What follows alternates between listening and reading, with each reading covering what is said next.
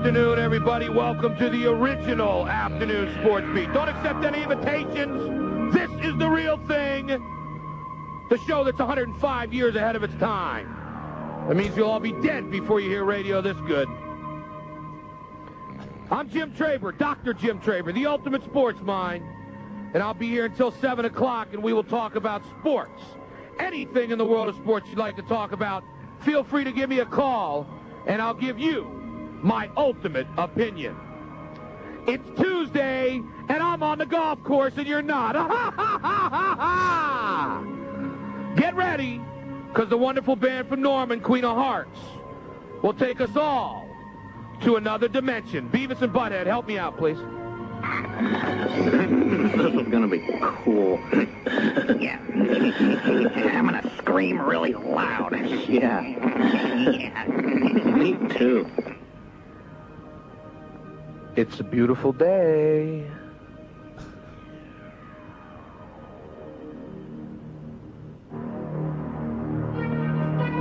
Yeah.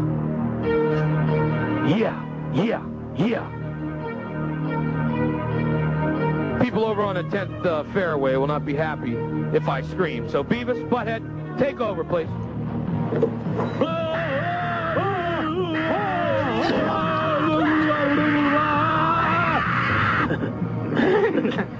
Screaming rules. You're exactly right, fellas. Screaming does rule. How is everybody today on this beautiful, beautiful Tuesday?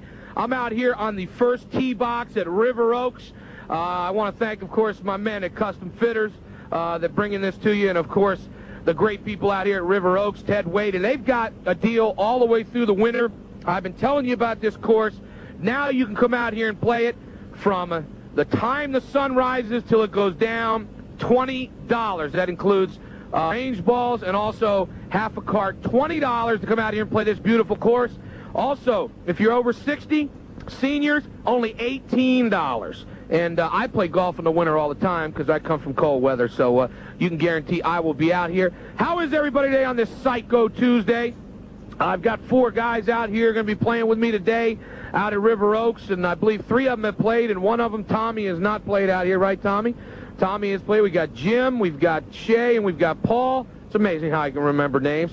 We're on the first tee. It is a par 4, kind of short, but you've got to hit the ball down the middle.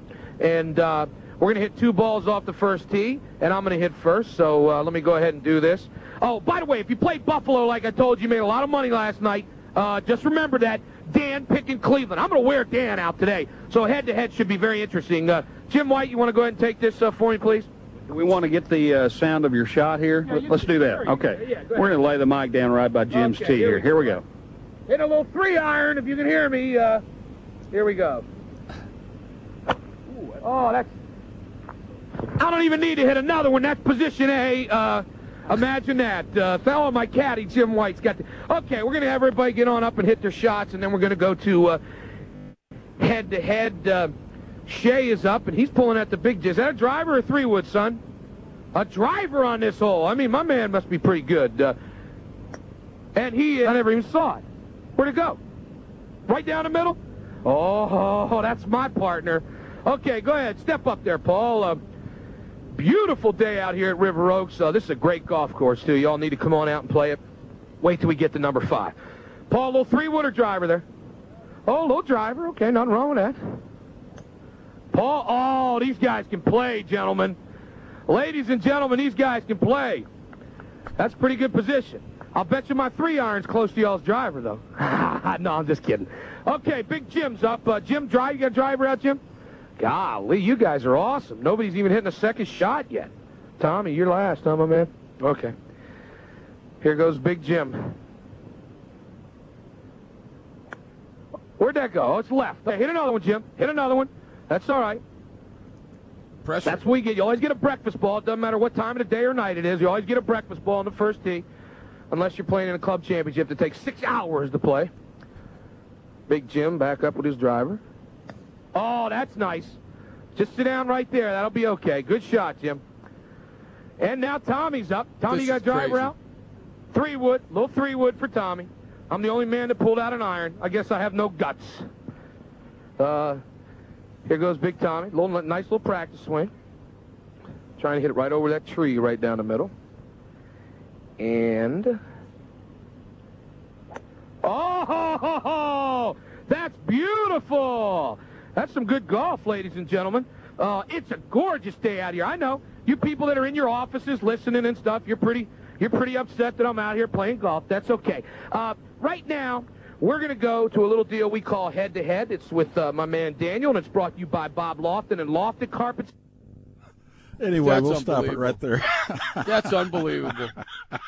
There were no rules back at Sports Talk 1340. We just did whatever we wanted to. Right, I can't Trabe? believe it. Yeah, that was for people that don't know. That was my idea. I had ideas all the time. Craig would look at me like, "Oh my gosh, what are you doing?" And you didn't just you didn't do your show from the first tee. It was what they call it, a Marty that went on the Marty. We put it on cart. top. Yeah. Put it on top of the golf cart. Yeah, I played your show as you were playing the round of golf. That's right. That's right. Yep. No, we played. Anyway. We played the round. What a crazy deal that was. Boy, my voice was a lot different back then. I sound a lot younger back then than I do now. Man, well, that's we crazy. were. Yeah, that was almost 30 years ago. What, 20, That's right. 28? Yeah. That is awesome, ago. Craig. That Anyway. was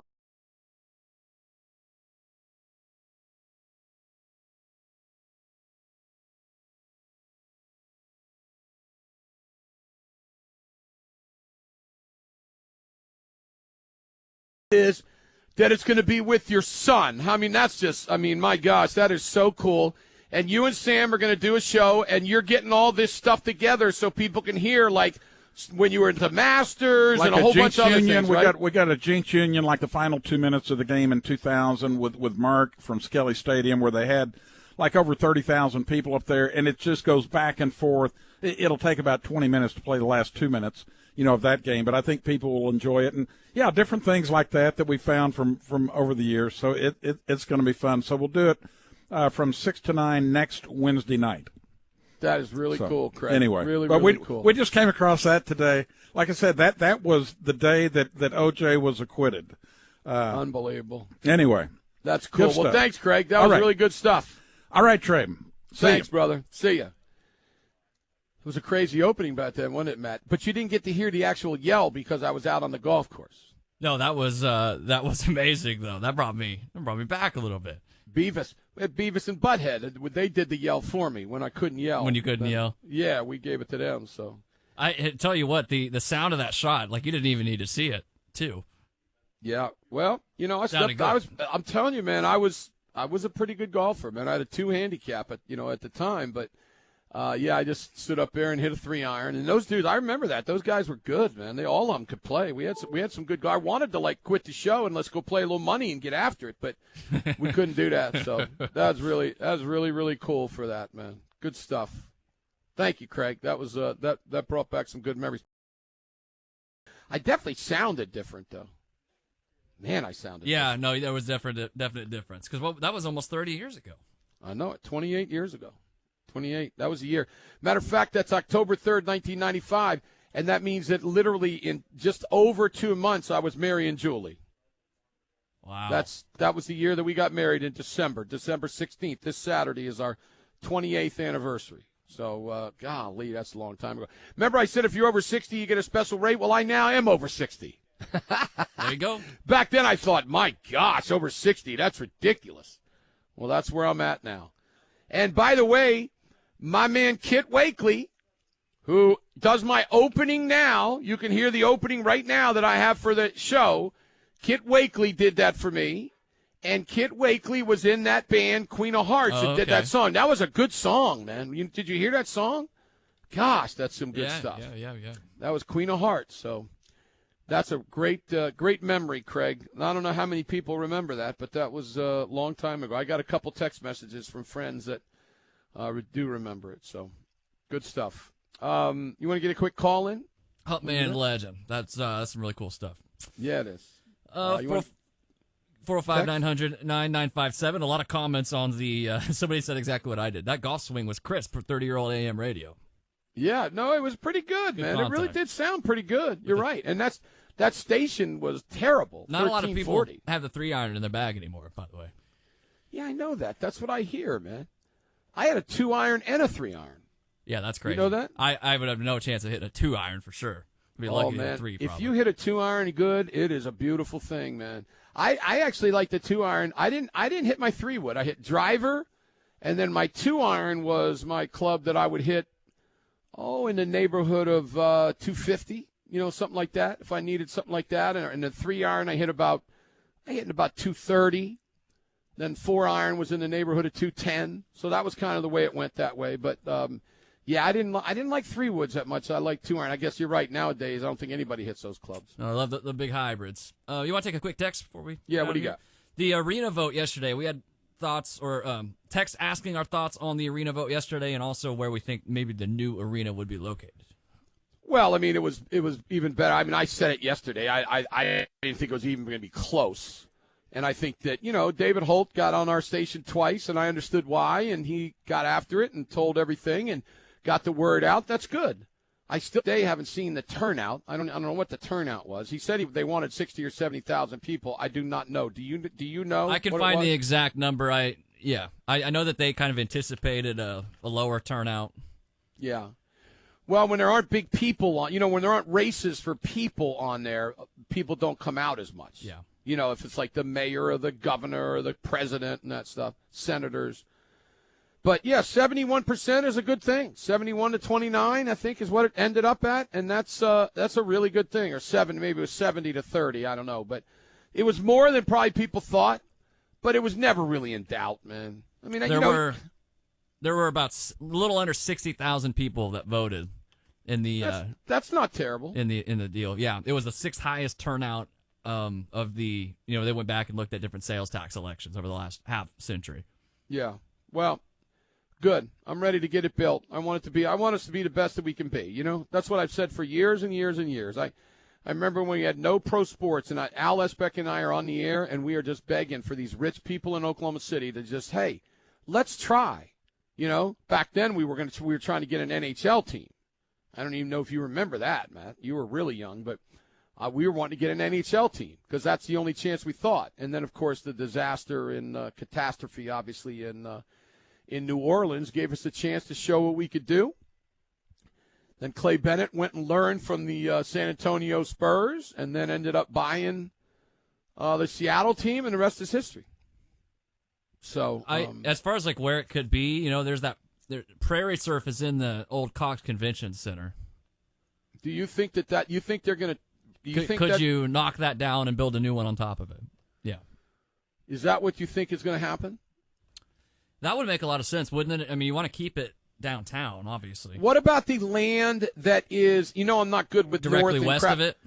Yeah, west and south a little bit, like towards the really nice new hotel and the Scissor Park, that area right in there.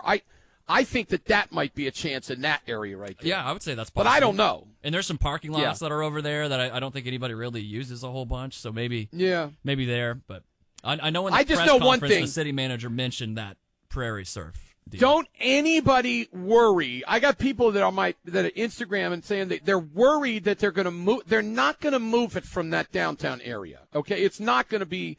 It'll be somewhere in that area. In other words, they're not going to build it in like Edmond or Moore.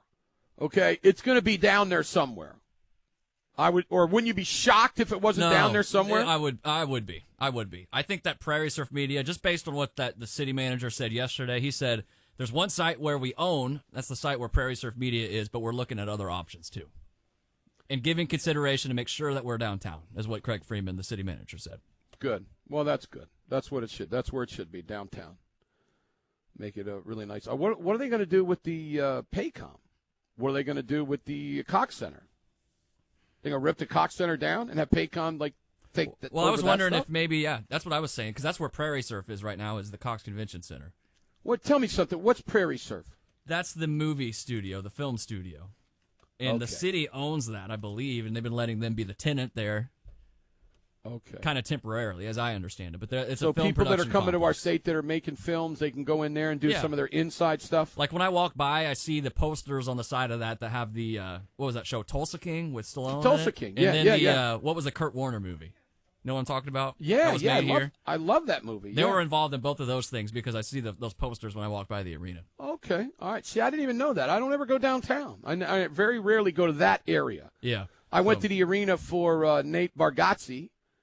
By the way, did you see the concert that is coming to the Hollywood Bowl in, I think it's April, but it's going to be on Netflix too? That's a cool venue, by the way. What'd you say? Cool venue.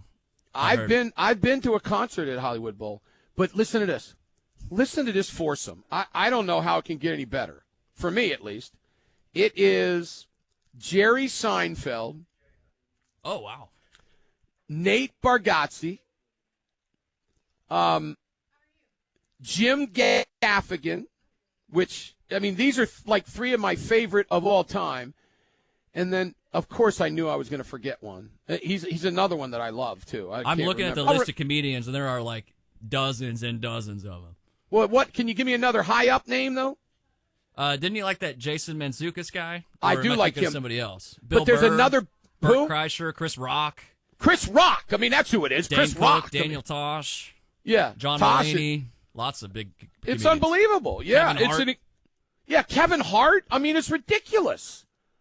I mean, it's like. And for some I'm reason, serious. Tom Brady is going to be there. I don't know if he's very funny. Not as funny as those other guys. Well, I know that Julie and I are considering maybe going to it.